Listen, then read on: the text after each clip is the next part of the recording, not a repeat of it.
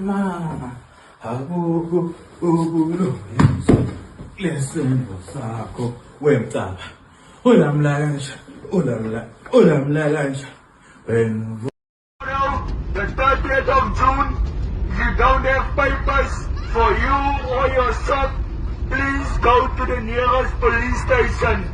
Operation Abahambe will begin tomorrow. If you are a foreigner, go to your country. Abahambe Abdulati.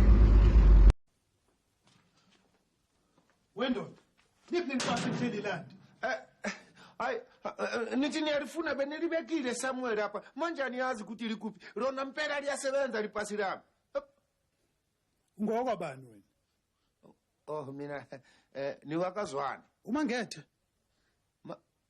Magate hayi animiyazi uhlala kuphi Uqhamukaphi wena? Ngumhlobo muni? Oh mina niqhamukela lapha eBhayi esigodini samanzula wasemhlabathini ya futhi mina nimhlobo omdala waseGoli Ini? Musukubheda la ndoda. Waza. Awu Waza. Ya. Tela umthetho na ndoda uyezwa? Indaba unekiwe? Why unekiwe? No singisho phela ngoba zikhona izinto zokususa ikiwi. Zikhona. Awuyazi Dakinata oil? It's a pure skin cosmetics. Dakinata cream yona. Mix it together. Uphinde uzokhuhla la. Kabili kathathu ngeveki khuhla ikiwi mfazi. Susa ikiwi. Introduce ke ekhaya isiyama stili ungafe ibuze uvuka iTV la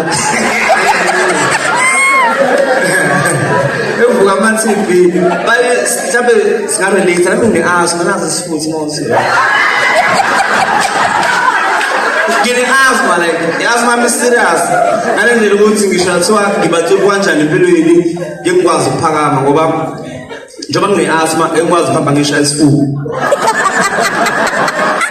indlela i-asthma bethe ngihlukumeza ngayo kade ufika umashonisa ekhaya ezolanda imali angikweleta yona ezolanda imali engimkweleta yona amthethisane ekhaya so wena usile kahle lekhanda unganika imali ubusahlelo ukukhokha umoya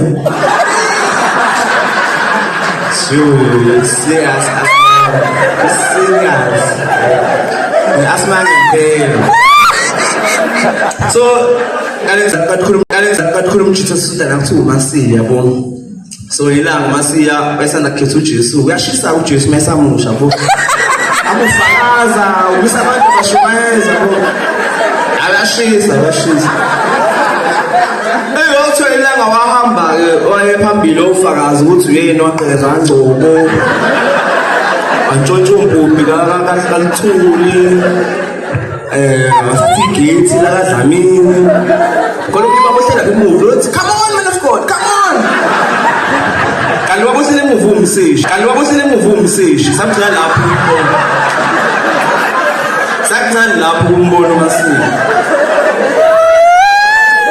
aboma losuku ngaqala lapho ukubonga uNkulunkulu ukuthi nesifuba because naye ngisho lo sibaba yambonga ukuba nesifuba. Keep it to yourself. Keep it to yourself.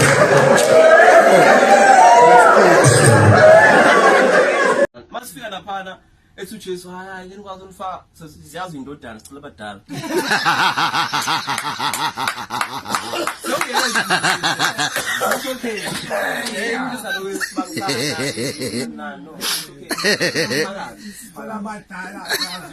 Live situation that we're seeing. We believe a gentleman has actually been arrested. This is actually in the Free State, where we're seeing officials arresting a gentleman. Let's just listen into this quickly. In front of my children, in front of my wife, embarrassing me, beating me. With the one for paper, I gave him the paper. He's beating me because I'm a foreigner. Whatever he asks me, I give to him. I want them to feel me very well. I want them to feel me very well. You see that? You see? All these things in the way,